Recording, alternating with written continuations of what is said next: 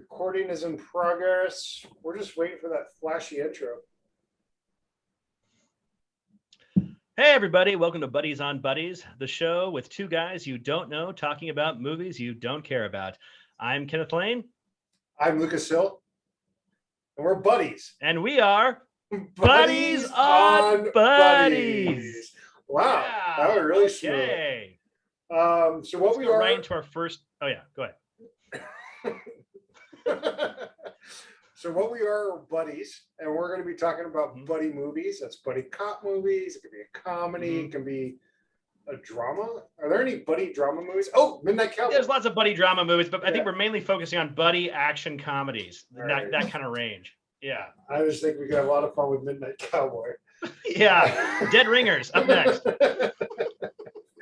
Rounders could be pretty good. Yeah. So we're just good friends who live in different states who like to talk about movies. We know our movies. We met in film school. Kenny, you want to tell a little something about yourself and why people are bothering watching you? There's really no excuse to watch me. I'm sorry, but no, I live in Long Beach, Washington. I lived in LA for about 13 years. I was roommates with Lucas for a good chunk of that. We know each other about 20 years, and right now I'm working at a golf course. So yeah, that's me. Hi. Get your movie advice from this guy.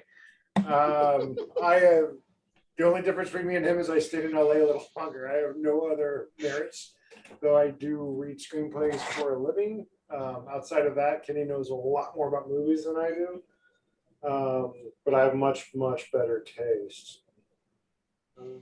Fair enough. I think that was a brief enough history. That was brief enough history. Everyone knows us now. They like us. They're comfortable. They want to hang out. Mm-hmm. So first and foremost, what buddy movie are we doing this time? Well, we're going to go right to the top of the heap, actually. We're going to go to the 1997 Sony Pictures movie Men in Black, starring Tommy Lee Jones and Will Smith, directed by Barry Sonnenfeld. It's a great flick, a classic. Is it though? Yeah, we'll get into it because we're not getting into it yet, but I think it's one of those movies where the sequels diminished what a nice little movie that was, Yeah. But we'll get into that. Well, the reason Sorry, go ahead. No, you first. Well, the reason I said it's at the top of the heap is because actually looking it up, I didn't know this, but it is the top grossing buddy action comedy of all time in the U.S. box office. I didn't know about that until about a half hour ago. I didn't know that either. Good Yeah. for it. That is interesting. See, they're already learning so much from you. Yes. Well, okay. So let me, for people that don't know, I'm going to sort of quickly recap the movie for you. Before we do that, we're going to get to the movie. Don't worry. If you're here for Men in Black talk, you're going to get it. All right. Right now, we want to talk about what we've seen before we do that. We have segments. No, we're going to do what we've seen now. Yeah, that's the movie we're going to talk about. But now, before we get to Men in Black, and there's a lot to get to, yes. I'm just curious, what have you seen this week that pops in your mind that you would want to talk about? That's funny that you should ask me that because I believe at the top of the show, we just talked about off air, we were going to do this segment after we talk about Men in Black. Oh, see, so no, there's miscommunication. I thought we were going to intro the movie. We're going to do Men in Black, but before we get to that, what have you seen this week? It was almost like a teaser. That's what I thought we were doing. Gotcha. So, no, I thought we were going to do we'll talk about what we've seen after we talk about Men in Black, just to get into Men in Black. And then later on, if you want to skip this, because people just want to what are you talking about this week? Talking about Men in Black. I tuned in if you're talking about Men in Black. Don't why I like the first one. I like the before we get into it, let's talk about what we've seen. I like that better. It's like a teaser. Well, how about all right, well, we'll do it, but I think we can get a little off track with what we've seen lately, and I think that should be afterwards. But people tuning in, I think they're going to want. Let's hear about Men in Black and then go to your other things. But we'll do that this week. Let's try it my way. Let's see if I can keep the train on the wheels. Okay. Okay. What have you seen this week? What have I seen this week? Glad you asked. I watched a French film from 2002 last night called "He Loves Me, He Loves Me Not," starring Audrey. It's like Tortu, I think is how you say it. From the she's most famous from that Amelie movie. Oh yeah, yeah, yeah. Do you like it? Yeah, I did. It's not something I would normally watch, but watching it with my girlfriend was kind of interesting because I was reading about a mental condition called erotomania, Where which you're is attracted to car crashes? no, That's that's just called trash. Cronenberg asphyxiation. Well, I No, got it it's bad. erotomania is basically what I believe they classified this David Letterman's stalker had, where it's usually with women where they fixate, obsess about a guy who's usually very successful and famous, and they think that they have a relationship, Mhm. that they're husband, wife, or whatnot, and it goes back for a couple hundred years. As first diagnosed in like there's a whole Wikipedia page on it, and this movie's kind of about that. And I'm going to kind of ruin it, so it's worth talking about. Because so the first half of the movie is Audrey Tautou. I'll just say Audrey, whatever, and her relationship with this doctor that she has, and it's all from her perspective, and how it's they're in love and they do this, but he's married and they have a falling out, then it gets ugly, and then all this stuff happens. And then halfway through, it's one of those kind of like gear shift where it goes back to the beginning, and then you see it through the doctor's eyes about all this fucked up shit's happening, and he doesn't know. It's hard for him to explain to his wife about why he's getting all these letters in the mail and whatnot. She just made it all up in her head. She's made it all up in her head. So you see all stuff of them having these conversations. It's all this other stuff, but it's all in her head, and it's just, so it's kind of like it's very reminiscent of like Fatal Attraction and kind of those movies, but. It's not a great movie, but I enjoyed it for something that's on Prime Video, just free to watch. I hadn't heard about or seen or whatever. That's great. It's weird because I Yeah. always suggest, not always, but I oftentimes suggest foreign films and artsy stuff to you, and you're like, no. And then like our first video podcast, and I was like, I saw a little French film. No, okay. I will say this though. During I was living up here like a year and a half ago, when I was going through a divorce and my father died, you would recommend only these really depressing foreign films, like Come and See, and you're like, hey, I'm really depressed. Oh yeah, check out Come and See. And I was like, oh, awesome, thank you. I guess I just wasn't reading the room. I'm sorry. Yeah. I saw Eternals. Basically the same notes you had on your French film. It's the same movie. Yeah, same movie. Yeah. No, Eternals was not a good movie. Are you having some MCU? What do they call it? Fatigue. Yeah. No, because I like the Spider-Man movie. This just wasn't a. You could see like there's a good movie there, but you could see every misfire. Even Mary, my wife, was like, just don't do that. Don't do this. Do this. Don't do that. What is that? Like, who's this character? Why are they doing what they're doing? Like, what is going on? You know, have you seen Eternals?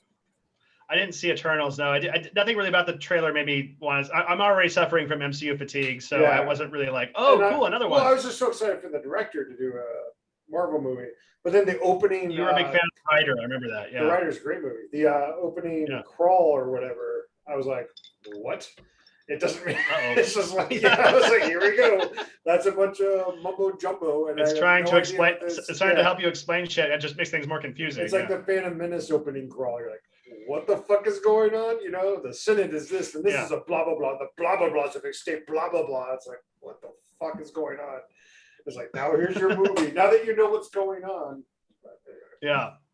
All right, we won't talk much more about the things we saw this week, because I think we covered it pretty well. I kind of am curious to say, like, are we doing spoilers on this show? I imagine we are. That's the thing with talking about new movies. Like, I don't mind doing spoilers as long as you let them know, hey, if you haven't seen it, I'm doing spoilers. So well, then go ahead and spoil away. I am kind of curious to hear what you thought about Eternals. Oh, I can spoil away. Okay, I'm spoiling Eternals in case someone happens upon this. No, it's just really clunky, And Angelina Jolie's character was a big flaw. I mean, she's a fine actress, but she's like, she starts attacking people, and it's not like clear why she's doing it. Just all very weird. It's very predictable. Big spoiler.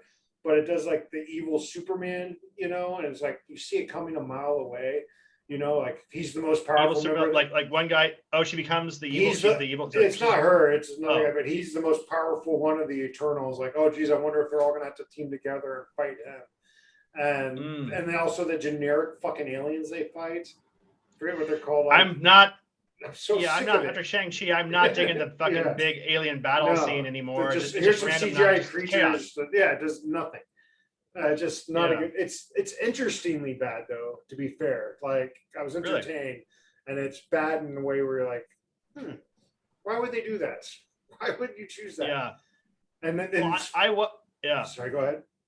Well, I was after you recommend the Rider. I did see the Rider, and I was a fan of it. And I wasn't that hot on Freedom Land, although it was really acclaimed and won Best Picture. No Man Land. But can you see the stamp of the director on Eternals at all? Because I've heard a lot of these Marvel movies, they're way storyboarded before they even hire a director. Yeah, honestly, I've already thought about this and everything, but honestly, just some of the natural lighting is the only thing I could think of. Like some of it looks really pretty in the landscapes and stuff, and they did a lot of on set, and that all looks great. Other than that, who the fuck knows? That could have been anybody directing it.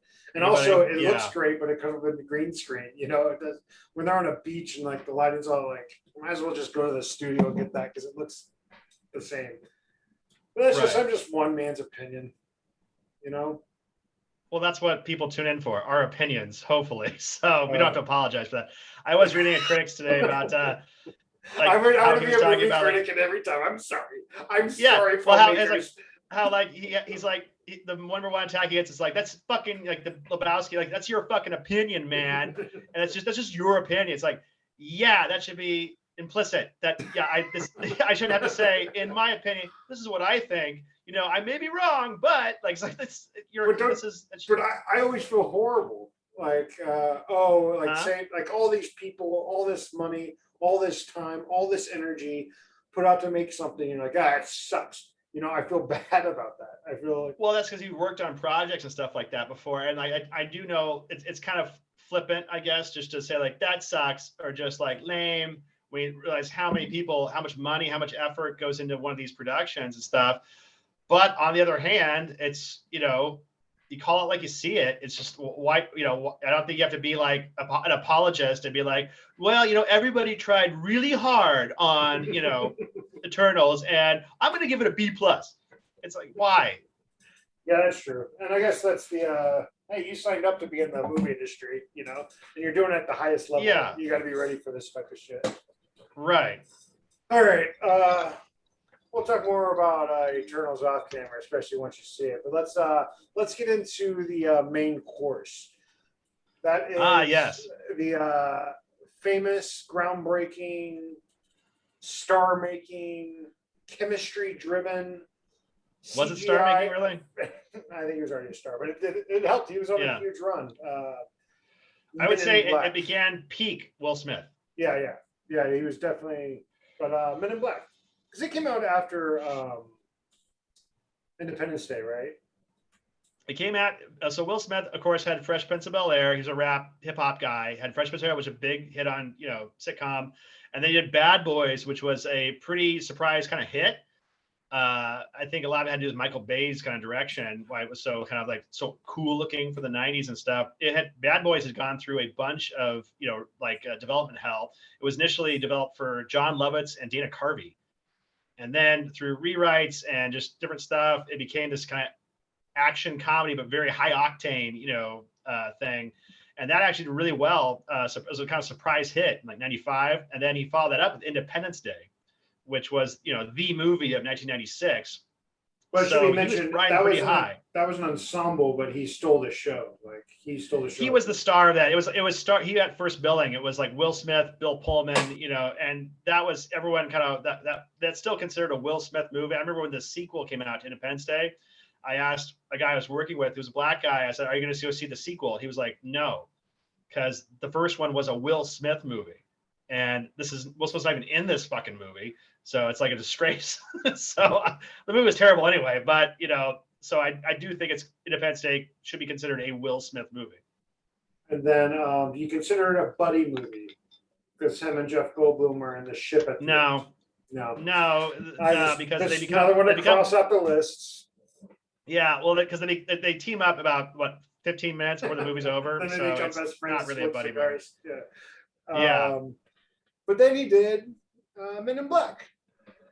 Men in This Black. Yeah, Barry Sonnenfeld was a very good director for a long time. Like I used to always like the shit, the Addams Family movies, Men in Black. yeah, Yeah, I yeah. know I'd they maybe say haven't aged as well. Well, I still think the Addams Family movies have aged pretty well. But I can see if yeah. you're Well, like Men in Black hasn't aged well. Barry Sonnenfeld's also the director of RV, starring Robin Williams. I know. So I don't really give him too much credit. Also, he directed like Men in Black 2 and a bunch of, I think he had Addams Family, which was a big hit. I think it was also, it's an okay movie. Get Shorty is pretty good. Really good. Get Shorty's really good. It's one of the best John Travolta starring movies, I think, of his kind of high point, the 90s and there and stuff, and just his career in general. But Sonnenfeld, I think at the time he's kind of considered like a more mainstream Tim Burton after, Addams Family and then Men in Black, before Tim Burton just became a mainstream producer of Tim Burton, total yeah. garbage anyway. So yeah, it's the movie's well made. It's pretty, well paced, and the special effects are good and all that stuff. And the star chemistry is good between him and Tommy. Tommy Jones is riding high too in the 90s, coming off of his Oscar win in Fugitive and then Batman Forever. So he was a big star at the time too. And he actually gets top billing over Will Smith in the credits. And I love that because I'm a big Tommy Lee guy. Yeah, I'm a big Tommy Jones fan too, although I heard he's a fucking asshole. That's fine. Hey, do what you have to do. Yeah. He just seems like one My of those in-laws actors. are his neighbors in San Antonio. They call him Tommy Lee Jerk. Oh, really? He seems like Yeah. one of those people who just resents the fact that he's a Hollywood actor, like hates it. Well, yeah, did you see that interview he did during the Men in Black 3 promotion when he's like, just fucking like, so what's this movie about? It's like, I don't know. I don't care. Why? What? Can't tell you. He just wants to make Ernest Hemingway adaptations and be left alone. That's all he like fucking cares about. It's so hilarious. Yeah, well, he's lived a pretty fucking charmed life, so I think he can smile more often, fucking chill out. But You heard that Jim Carrey story, right? yeah, of course. I don't really want to rehash it. Mhm. Most people have heard it. If not, just Yeah. Google Jim Carrey Tommy Jones story. Yeah. What's it called? Yeah, but we were talking about earlier the movie was very big for its time, and it was very Mhm. original. I think it's been with the sequels with so many copycats and stuff. You forget how Mhm. original and unique this movie was when it came out. That aliens exist and the way it was handled and the fun it had with it and this concept. Like I remember leaving Yeah, the theater, and my dad goes like, "Who wrote that? Like, who could be able to come up with that? That was insane." I was like, "It was based on a comic book." Yeah. It's funny. This was a big dad hit movie. I remember my dad who hated every movie was like, "Now that's a good movie." Like he was saying, Yeah. "That was great," But I was like, "That's all right," See, I loved it when I saw it as a kid, naturally, and as we said, like the sequels have diminished its charm. No one has an Yeah, interest it's in kinda like going back and watching it again now. Well, it's like I first saw like the Hangover movies where it's like one and done would have been fine, but they just basically the sequels were so bad that and they made 4 of them, and all big budget, big studio, big wide release movies. And I don't know anybody that's a fan of any of the sequels. Like, oh, I love Men in Black 3 or Men in Black 2. I mean, they all made money apparently, but I don't know anyone that's like them. It'd be like if Goodfellas had like 2 really bad sequels. Like, would we still be talking about Goodfellas being this great Goodfellas? masterpiece? Yeah. Well, yeah. Well, I think it's same like the Matrix syndrome. How the Matrix just flopped. I think because a lot of people they're bagging a lot of people's nostalgia for the Matrix. Just like I think but they're like when Men in Black International came out, they're banking on a lot of people's nostalgia for Men in Black or Independence Day or whatever. And it's just that I think some movies just don't, especially with the sequels like Matrix and Men in Black, you remember the sequels almost, and you're just like, oh yeah, that's kind of a dumb movie, whatever. I also think, not to get on the Matrix thing, and probably people will disagree with me. I think if Matrix ignored the sequels and made a sequel to the original film and focused on that, like it a would have Superman done a lot Returns kind of better. thing. Yeah, exactly. Just ignore the next 2. But maybe I'm on an island there. Well, I'm not on an island because no one saw that movie. Right. So I'm Well, probably as right. far as like the concept, the like original concept you're talking about, what a crazy it was based on a comic book from Malibu Yeah. Comics. I guess the comic book is a little darker and doesn't really is not comedic, and it's basically these guys not only did investigate aliens, investigate ghosts and paranormal shit, and they have kind of a dark agenda. They want to kind of control the Men in Black actually want to control the universe, and actually, and the concept of Men in Black, I didn't even know this was actually came out before the comic book. Yeah. Whereas Unsolved Mysteries used to do things on Men in Black. Well, that's kind of why they got their name Spooks, is because they were Men in Black and they would deal with weird shit and they would disappear and stuff like that. So they thought, all the conspiracy theories that they do with aliens and stuff like that, and like all this paranormal stuff's happening on Earth that they take care of and sweep under the rug. So it's based on real life. I want to say lore because I don't want to say facts or anything like that, but. Well, the Men in Black is kind of like a conspiracy theory along with like Bigfoot or something like that, where like these guys keep showing up, they pull up, they come out in their suits and they talk to people and like, who are these Men in Black that are always popping up when crazy shit happens, So that was a concept. I think that's what launched the comic book, Yeah, the creator had, I'll use that and make this real world stuff. I've never read the comics with you. I have not read the comics, no. And I was a comic book fan. But the interesting thing about like 90s comic book movies was that they seem to not want to do any sort of A-list characters. And they always seem to like go after like little known, like third, fourth tier stuff like the Rocketeer or, the Crow or something like that. They weren't really interested in like Wonder Woman or the Hulk or something that was like these widely known properties. It was always, and I think that the thinking was maybe like, people don't know that guy, so this would be a whole new movie for them or something. Yeah, I think it kind of paid off sometimes. Yeah, maybe they just thought it was too silly. Like, why were they making Blade movies? Blade wasn't even that big of a comic book character. Yeah, after Howard the Duck, that was the only Howard the Duck and Blade were the only Marvel movies until 2000. Yeah, it's like wide release, like theatrical movies. Big Hollywood movies. One of my favorite lines, and I always misquote it because I don't have the brain you have to quote everything perfectly, but I love the end with Tommy Lee Jones' delivery. I've been doing this for blah, blah, blah, but that's over like 100 million galactic memories. I don't want. I don't want. Before he wipes his mind, Yeah. No, he's great in this, and I apparently that was a lot of Sonnenfeld's direction because I think he was coming off Batman Forever, where he was trying to keep up with Jim Carrey, not getting totally blown off the screen. So he's doing another big budget special effects comedy.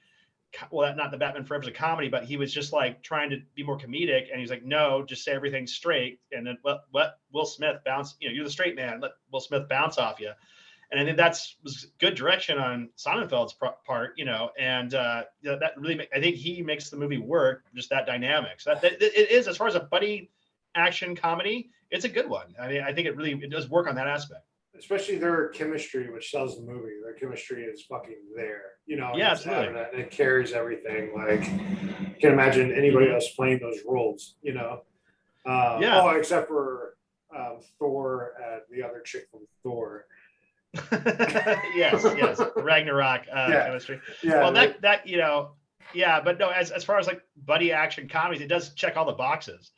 As far as not that they hate each other when they begin or start, so they get to know each other, they start respecting each other, and by the end, they're partners, friends. Even though Tommy Jones goes off and stuff like that, they work together to conquer the thing. One's a wisecracking dude, other guy's a straight man. It's a classic kind of template. And they really earn the kiss at the end. A lot of times that's forced, but when they kiss, you're like, it's really well earned.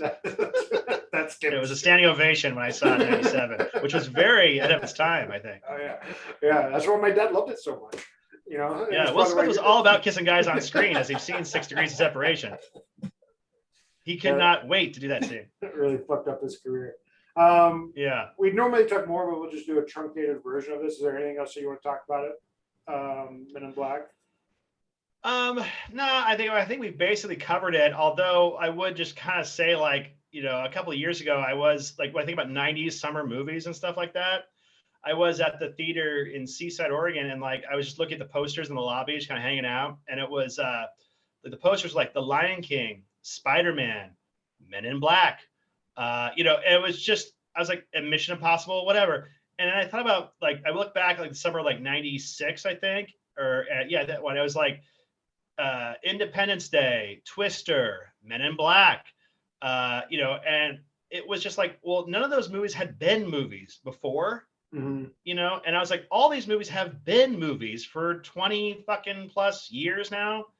I guess it's kind of like, I feel like we had new movies back in the 90s where it's not just, okay, Spider-Man 9 is, it's cool, you know, everyone loves it, you know, it's great, but like I just feel like there's not like a big, like, you can debate how good Armageddon is, or if it was kind of based, or Independence Day, it's like, oh well, it's kind of a remake of Invasion of the Flying Saucers or whatever, but it was new.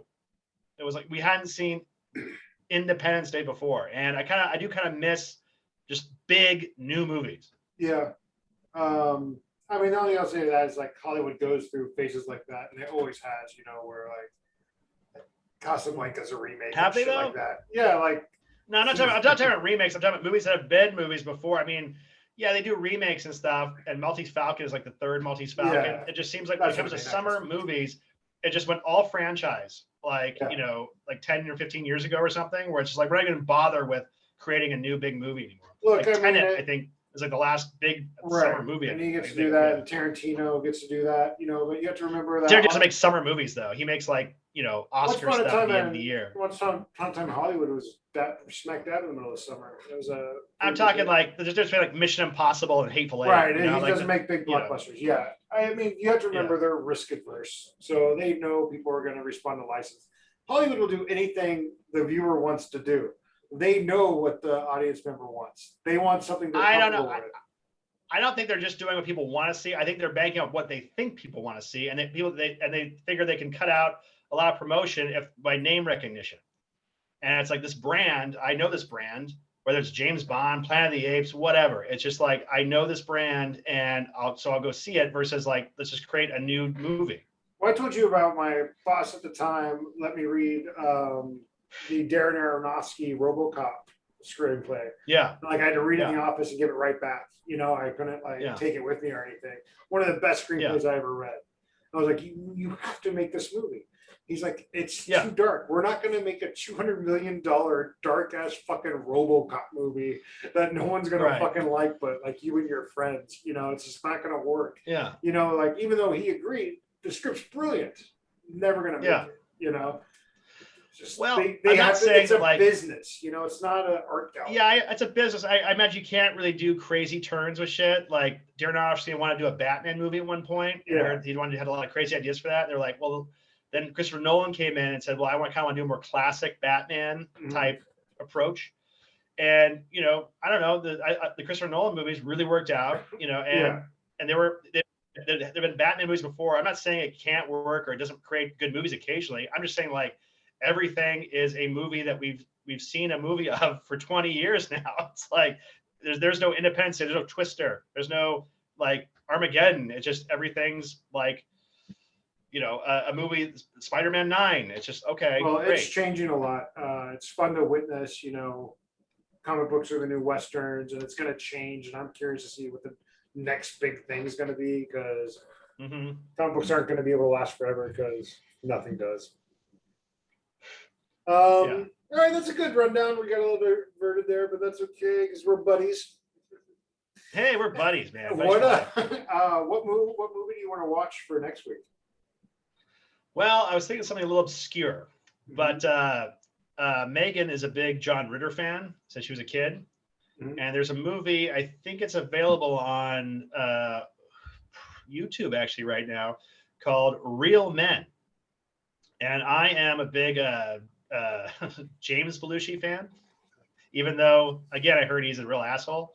Yeah, no, I've heard from firsthand accounts that he is a real asshole. I have heard from firsthand accounts, but I like his mediocre. I find his mediocre movies comforting. And it's like an old pair of shoes. To the table? He's not funny.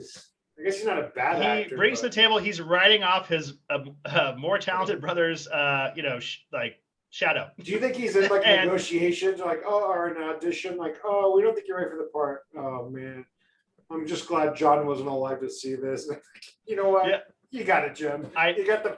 As far as being a James Belushi apologist, I will say he does have a sort of like everyman Chicago persona, which is why like, his according to Jim show lasted fucking 10 years Blue or some collar, shit. flyover states. Blue collar guy that you can relate to type thing. So he does have that working for him. None of us, but I do like Taking Care of Business, Mr. Destiny, like all these kind of like the schmo stuff, and they are bad, but I do like Real Men. Watched them because what is Real Men? Sorry, go ahead. Real Men is this really fucking weird 80s movie with him and John Ritter. I think it was barely released, but I remember it as a kid on HBO. I haven't seen it for forever, but I remember it being very strange. And basically, John Ritter is this kind of like everyday schmo in suburbia who's bored by his, one of those things. And John Belushi is like a CIA agent that kind of like takes him off, like, to this, All right, you know what? Don't tell me anymore. We'll watch Real Men. I want to go in as fucking dark as possible with Jim Belushi and John Ritter movie that no one's ever heard of. That's free on YouTube. Yes. Fuck Men in Black. Real Men. All right. Real quick, we just have to go to our fan mail. Yes. We don't have any because we don't have any fans yet, but I'm pretty sure that pile's going to pick up. Megan texted me. She said, like, good luck with the podcast. Oh, there you go. That's a fan text. That's great. No, that counts. Yeah. And I'll leave our address in the comments. I'll get a PO box or something like that if anybody does want to send fan mail. Right. We like everything. So this is our. Does anyone send fan mail anymore? A fan email probably. What was it? As a buddiesonbuddies@gmail.com. Don't give away our email address. I'll give away actual physical address because I want mail, baby. I want to open stuff. Yeah, send me a dead cat. Thank you. Jesus. So that's it for this week. Before we get going, what are your goals for the week? Goals for the weekend. Gotta do laundry. Can't forget laundry. You have 1 week. You have to think. Oh, you have 1 to be week? Goal oriented. My schedule basically works around what can I get done this week, or if I can get out to the beach or play golf, or get some R&R. That's about it basically. And then most of the time, it's like having a little beach house here or beach apartment, 2-bedroom apartment, living large, and we have people coming down every weekend basically. So can we stay with you even in the off season? It's great. So that's usually what my weekend is composed of. Great. Don't know if that's a goal. How about you, Lucas? What are your plans for the week? My goal is to get really ripped, working out and all that, and then write a few pages, whatever you get down counts, and make that money. Yeah. Those are my goals, really. Stack that paper because I want to get it stacked now so that I can focus on this full time. Yes. We want to quit our jobs and do this and just let the money and the likes roll in. Like every other podcast video in their 40s are nearing them. And that's the goal, right? I think we went on a minute too long. All right. Peace. All right.